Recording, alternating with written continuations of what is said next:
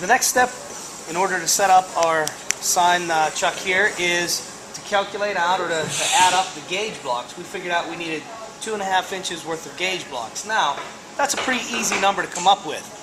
We come over here to our gauge block selection, and Mr. Dugan here is going to show us where the 2-inch and the 1/2 inch blocks are.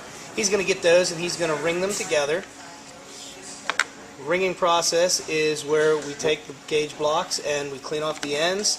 They have such a nice smooth ground finish that when we rub them together, they're actually going to stick, so that you can see they won't fall off. You can hold them upside down, it doesn't fall off. That's ringing them together. Now, that was a fairly easy one. We picked the 2-inch and we picked the 1/2 inch.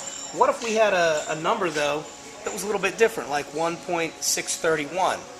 Well, in order to figure something like that out, we would have to come over to our gauge blocks and we would have to find gauge blocks that add up to that number. Well, we know we have 31 thousandths here at the end.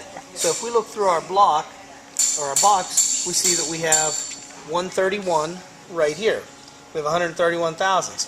So if I subtracted minus 131 off of what I have here, I end up with 1.500. So then I look for blocks that are 500, 1 inch. I would use a 500 block. That takes me down to a 1 inch left. And I would use a 1 inch block. So the 3 blocks it would take to make this up would be a 1 inch block, a 1/2 inch block, and a block that was 0.131 thousandths.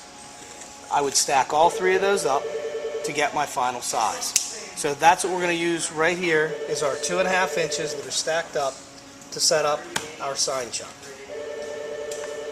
Now, the next step in the process would be to set up our sign chuck to get ready for grinding.